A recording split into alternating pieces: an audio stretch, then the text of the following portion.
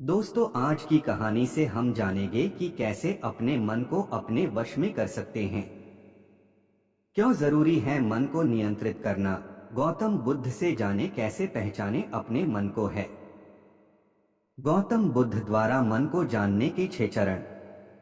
मन बहुत चंचल होता है, इसलिए वह अशांत रहता है, और मन में जब तक अशांति रहेगी, व्यक्ति हजारों सवालों से घिरा रहेगा।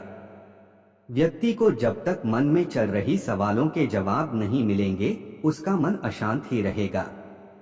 लेकिन मुख्य प्रश्न यह है कि मन को नियंत्रित कैसे किया जाए और मन को कैसे समझा जाए। गौतम बुद्ध की इस कहानी में उन्होंने मन को जानने के लिए 6 चरणों के बारे में बताया गया है। शुरुआती 5 चरणों को जाने बिना आप मन को नहीं समझ सकते हैं।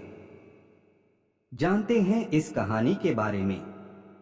एक बार एक व्यक्ति गौतम बुद्ध के पास गया और पूछा कि मन को नियंत्रित करने का पहला चरण क्या है। बुद्ध कहते हैं, अपने मन को समझने का पहला चरण है इसके द्वारा दिए गए लालच की व्यर्थता को देखना। क्योंकि जब मन अनशांत होता है तो कई तरह के लालच देता है। जिसने मन द्वारा दिए इन लालचों को पहचान लिया, उसने मन को समझ लिया। फिर व्यक्ति बुद्ध से पूछता है, लेकिन हमें यह कैसे पता चलेगा हमारा मन हमें लालच दे रहा है और वह लालच व्यर्थ है। इसका जवाब देते हुए बुद्ध कहते हैं, अनुभव से। मनुष्य मन के लालच से जिस कार्य को अतिपूर्वक करता है उसमें उसे हानि ही होती है, और हानि के बाद ही उसे अनुभव भी होता है।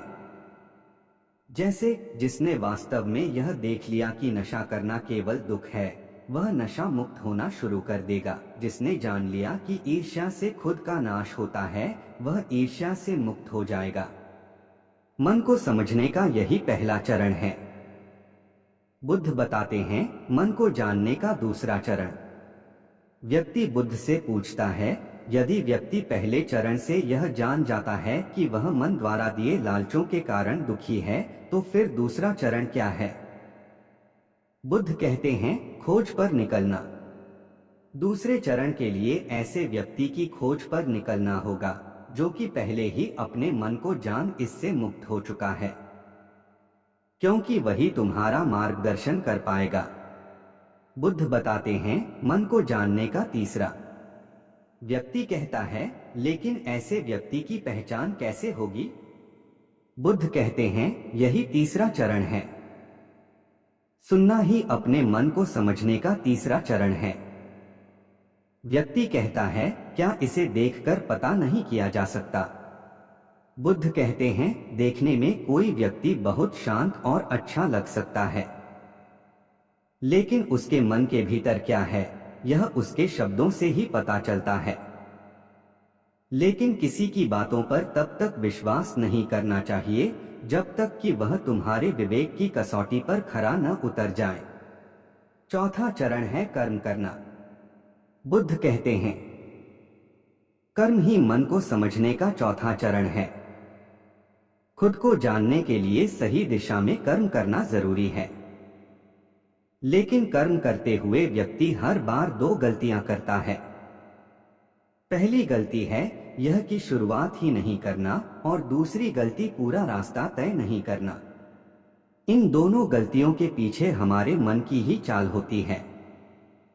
व्यक्ति अपने कर्म को पूरा इसलिए नहीं कर पाता क्योंकि वह सोचता है कि मैं कल से शुरुआत करूंगा, तो कोई यह सोचता है कि मैं असफल हो जाऊंगा। इन गलतियों का मुख्य कारण है जागरूकता की कमी। इसके बिना मन व्यक्ति को उसके सही दिशा में चलने नहीं देता। मन को जानने का 5वां नियम है जागरूकता। बुद्ध कहते हैं, मन को जानने और समझने का 5वां चरण है जागरूकता। इसीलिए हर कार्य को जागरूकता के साथ करो। बिना जागरूकता के साथ किया गया कार्य या फिर जिया गया क्षण मृत्यु के समान है। व्यक्ति बुद्ध से पूछता है, अपने जागरूकता के स्तर को कैसे बढ़ाया जा सकता है।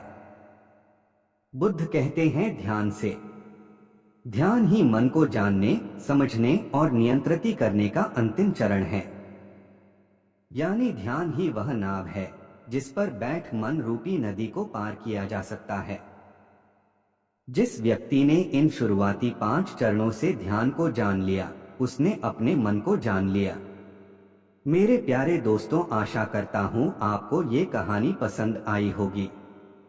अगर पसंद आई है तो कहानी को लाइक, शेयर और चैनल को सब्सक्राइब जरूर करें। धन्यवाद।